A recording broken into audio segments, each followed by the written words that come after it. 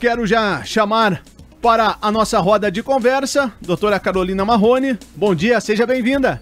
Bom dia, Marquinhos. Bom dia, Tony. Bom dia, ouvintes. Frio ou sem frio? Ah, mais ou menos. É, porque só eu que tô aqui encapuzado. Eu já tirei o casaco, né?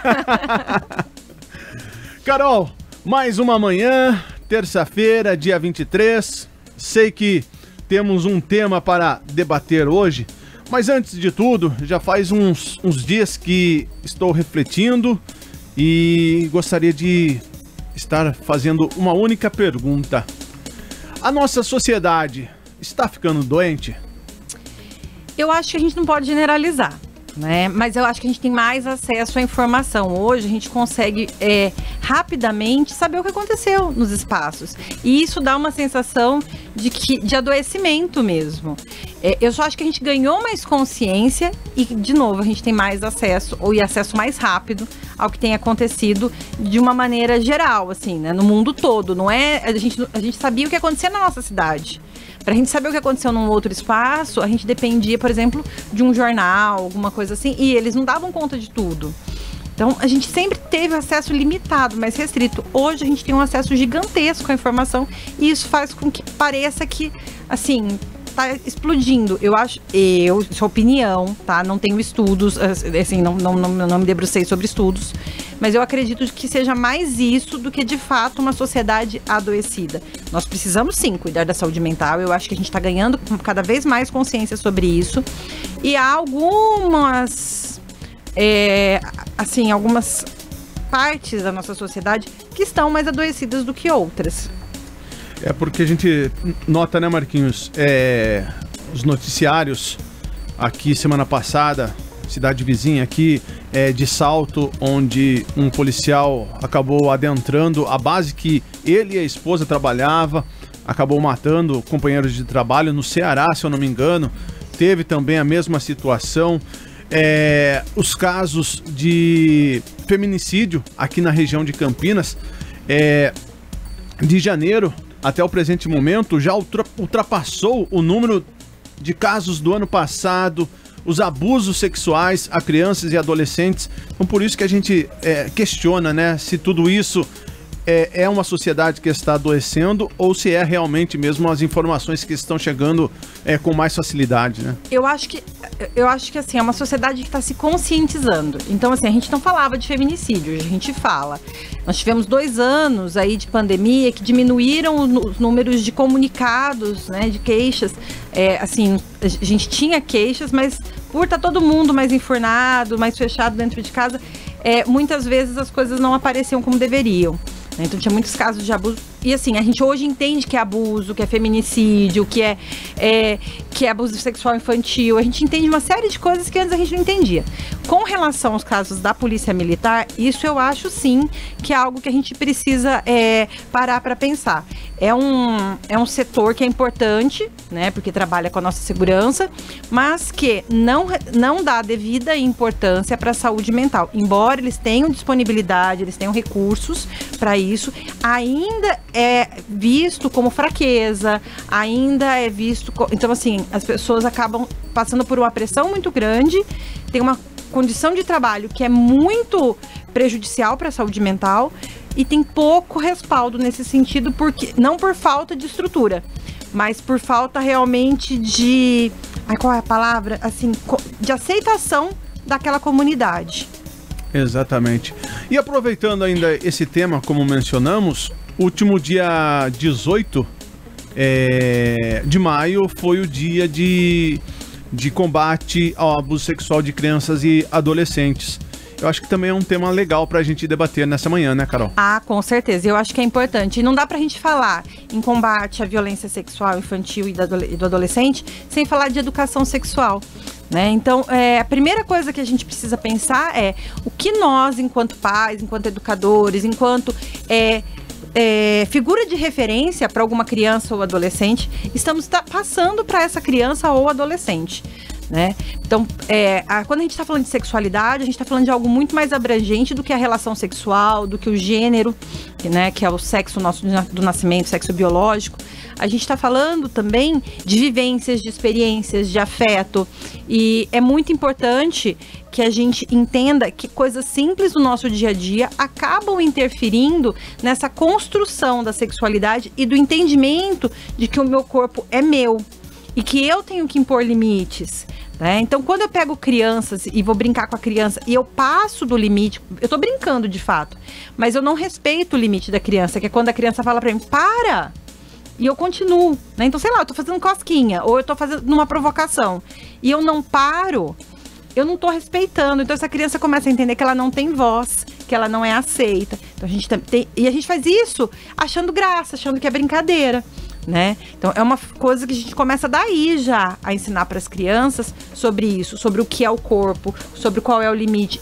É a mesma coisa com relação ao nosso corpo, né? Então, assim, quando a gente fala pra criança, não, assim dói. Não, eu não quero que você toque aqui. O que eu tô ensinando pra criança? Que a gente pode dizer não e que tem partes do corpo do outro que também não podem ser tocadas. Ou não devem ser tocadas, né? Falar de sexualidade e orientação infantil, orientação sexual infantil, né? Orientação não, educação, porque orientação é outra coisa. É falar também para essas crianças, né, ou para esses pais, sobre independência, autonomia, por exemplo, a higienização. Tem crianças que eu atendo que já estão grandes, já estão com 8 anos, 9 anos, 7 anos, e que ainda dependem de um adulto para fazer essa higienização, né? É muito importante que a gente faça isso o quanto antes, né? Então, a partir dos 4 anos, a criança já tem condições de começar a fazer essa higienização. E isso já começa a reduzir a probabilidade de uma outra pessoa ter contato, né, com essas partes que são consideradas partes íntimas da criança. Inclusive, uma questão que foi discutida na semana passada aqui com as 2 profissionais que vieram, não me lembro o nome agora, né, a respeito de, elas até contaram, né, de casos em que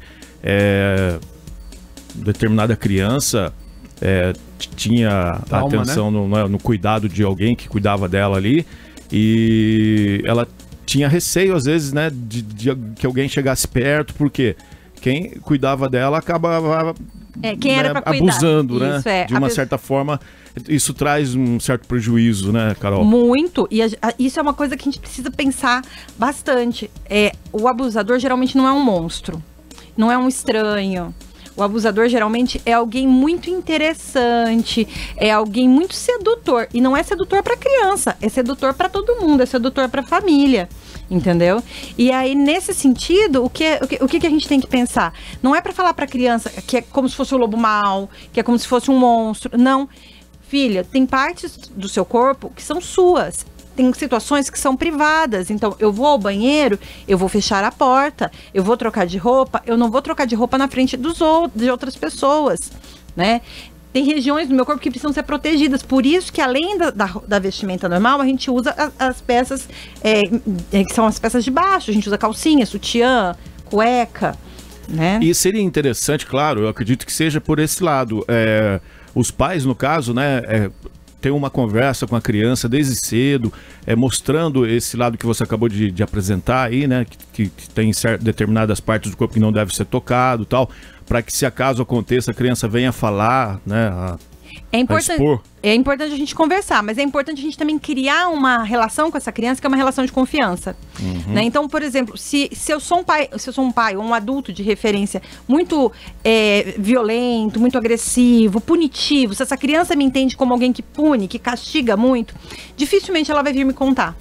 E ela tem uma probabilidade maior de ficar vulnerável a esse tipo de abuso, né? Então, a forma como eu me relaciono com o meu filho também, ou com a pessoa, né, com essa criança, com esse adolescente, facilita ou dificulta a procura, né? Então, assim, eu tenho que mostrar para essa criança que eu tô aberta, que eu vou ouvir o que ela tá me trazendo e eu vou ser capaz de lidar com aquilo que ela tá me trazendo sem trazer punição.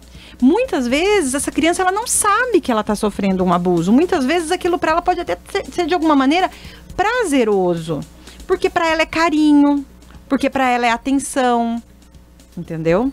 Outra coisa que é importante, eu falei de carinho, eu lembrei. Às vezes, as pessoas fazem assim, olha o presente que eu trouxe pra você, mas eu só vou te dar se você me der um beijinho, né? Vem dar um abraço no titio que o titio te dá tal coisa.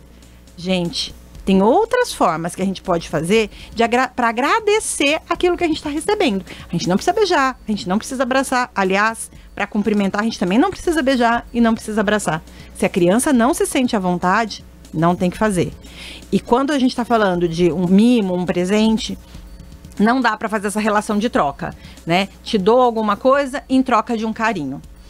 Vocês percebem que sem perceber, tá na nossa cultura isso.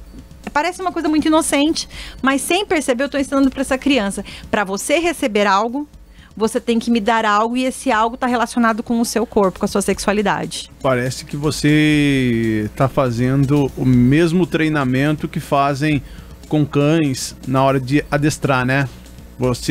O cão faz algo positivo, você dá algo em troca, né? Exatamente, você vai condicionando esse comportamento, né? Então, o que tem de mais? Eu dar um beijo para a pessoa me dar um docinho?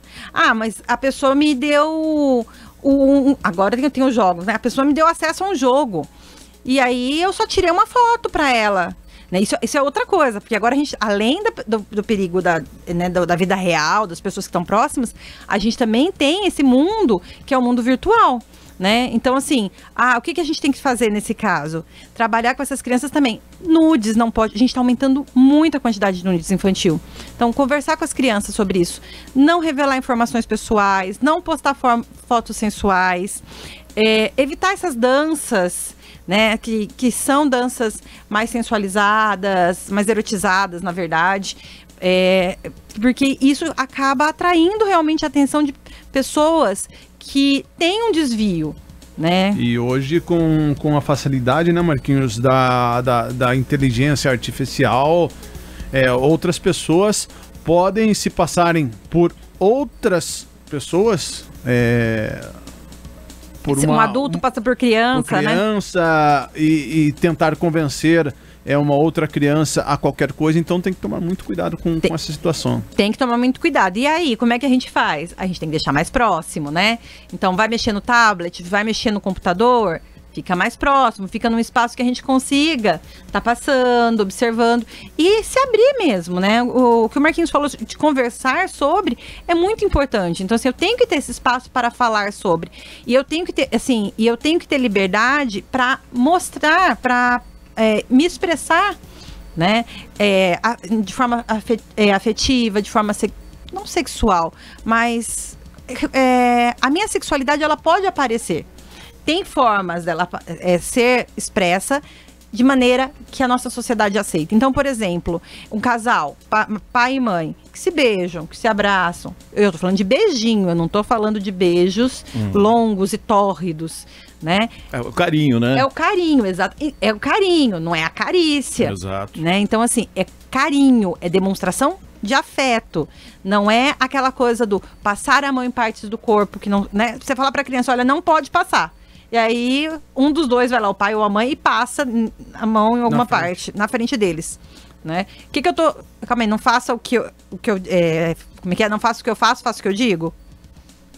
Tá errado, né? Então, assim, não tenham vergonha, falem sobre sexualidade e lembre que sexualidade é muito amplo. A gente não tá falando apenas de relação sexual, a gente tá falando de algo muito maior. Então, a gente tá falando da relação da criança com o próprio corpo, e aí a gente acaba sendo modelo. A gente tá falando da liberdade de nomear essas partes, de conhecer essas partes do corpo, de saber quais são as funções, né? E da gente não sentir vergonha disso. A gente não pode sentir vergonha. Isso tem que ser trabalhado e tem que ser dito de uma maneira natural, para justamente essa criança também tratar isso de uma maneira natural, para ela não ter segredo com a gente. Agora, a questão que você falou no início a respeito da gente ter, no momento que a gente vive, ser bombardeado a todo momento com todo tipo de informação, né, na internet, nas redes sociais. O que você diria? A gente nota, inclusive eu vejo por mim alguns amigos que você faz determinado comentário a respeito de certas coisas, a pessoa fala, nem tô sabendo disso. eu procuro, às vezes, me desligar. Seria esse o caminho? Às vezes você dá aquela desligada das redes sociais?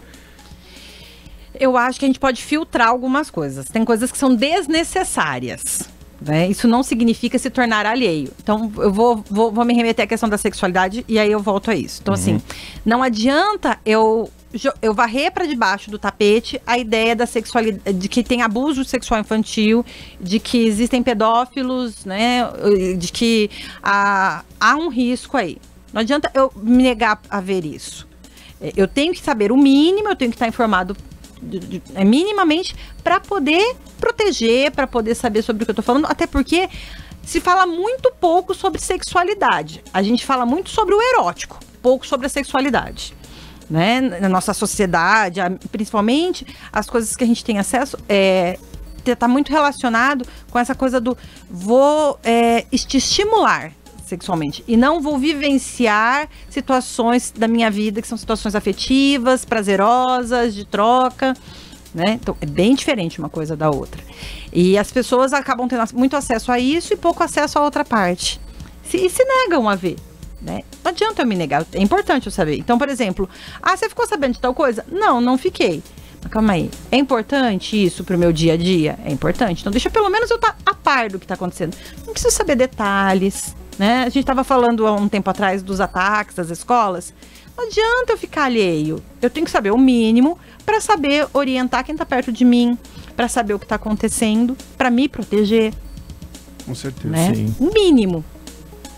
Carol, acho que podemos fechar esse tema hoje. Podemos, Foi sim. muito importante, né, Marquinhos, debater sobre isso, porque é como você disse, a criança tem que saber se proteger, né? Tem que saber, né? Então a gente tem que, ela tem que ter conhecimento para ela saber o que é saudável, o que não é, o que é natural e o que não é, né? E ela precisa também ter confiança nas pessoas com quem ela se relaciona, nos adultos com quem ela se relaciona, e que ela possa chegar nesses adultos para contar as coisas, né? Criança não pode ter segredo com adulto, não pode. Eu acho que a sociedade ela não deveria só utilizar, né, a questão do maio amarelo, maio laranja, é isso? É laranja, né? Laranja. Maio laranja. Maio amarelo é de trânsito. O maio laranja, para poder abordar esse tipo de assunto. Eu acho que todo momento, né, a gente deveria estar batendo nessa tecla, porque um dos fatores, eu acho, que acaba inibindo, né, esse tipo de ação é exatamente a gente tá sempre levando, né, esse assunto. Não, com certeza, é uma coisa, né, que precisa ser falado o tempo todo. Porque, gente, tem um monte de risco. Eu já fui pro hotel, eu larguei minha filha com o pessoal lá que faz, né? que faz recreação. A pessoa da recreação. Tem muita gente boa, mas também pode ter gente que usa esse espaço para acabar. Pode ter laranja podre do. Pode. Do e aí a gente tem que estar de olho. Então, sempre tá na recreação, mas eu estou olhando. Então, criança é sempre a nossa vista. Vai deixar na escola, veja se entrou, né? Então, sempre a nossa vista e com muita orientação. É isso. Carol, uma ótima terça-feira. Muito obrigado por pra mais uma vocês participação. também. Obrigada.